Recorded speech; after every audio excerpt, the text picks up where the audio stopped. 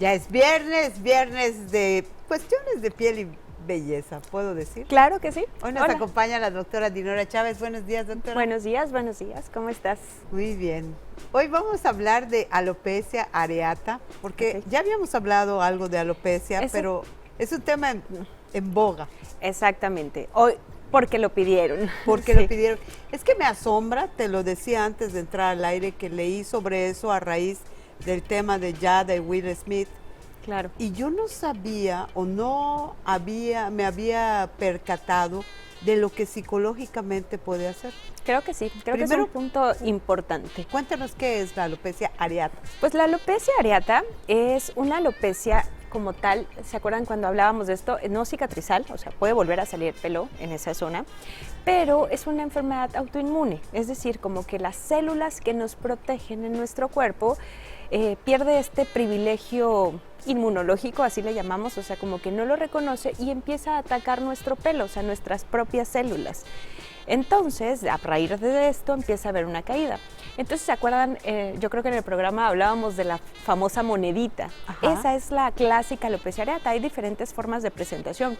Puede haber alopecia areata en parches, en monedas, en toda la cabeza, o sea, que te quedes pelón. Alopecia universal, o sea, sin vellitos en el cuerpo.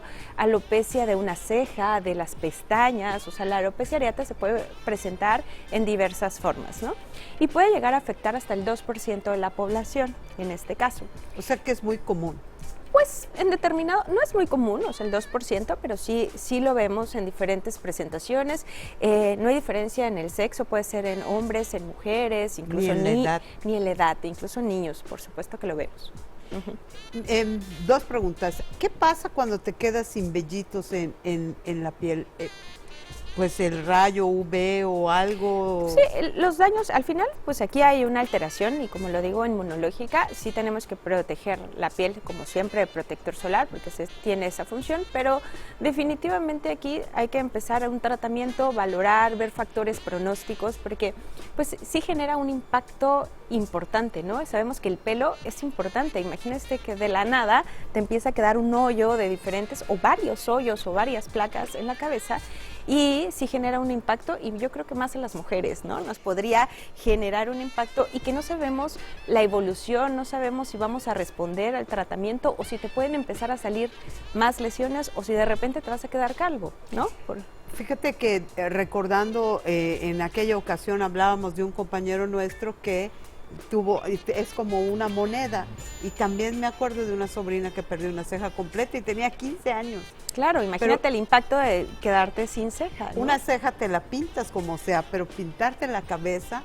Sí, y más las mujeres, entonces sí genera gran preocupación, ansiedad, no sabemos cómo va a responder, digo, el tratamiento, la severidad, el sitio, la cantidad de lesiones que tengamos, si existen como algunas otras alteraciones, pues nos orientan al pronóstico que pueda tener la paciente, pero en general es impredecible, entonces sí puede generar mucha ansiedad en estos pacientes, ¿no? ¿Recomiendas, no es tu área, lo sé, y te lo voy a preguntar por eso, pero recomiendas que aunado o junto con un tratamiento dermatológico a hacer terapia? Claro, por supuesto, y si a la paciente le está generando una situación de estrés o depresión, por supuesto, creo que van de la mano, sí, claro que sí. Siempre decimos en este espacio, cuando conversamos contigo, que lo primero es visitar al especialista para entender el alcance de lo que estás viviendo. Claro. Pero hay como recomendaciones. Sí, y en ocasiones este tipo de enfermedades autoinmunes también se pueden relacionar con algunas otras enfermedades, entonces sí acudir a una valoración,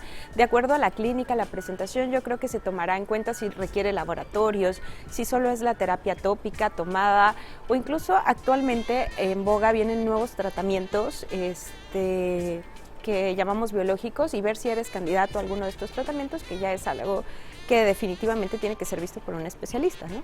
En este caso. Preguntarte temas no de la alopecia per se, pero sí la pérdida de cabello. Cuando cambiamos de estación, primavera, verano, a eso me refiero, perdemos más pelo que normalmente. He visto últimamente que la pérdida de pelo es todo un tema. Es que se me está cayendo el pelo más allá de lo que normalmente.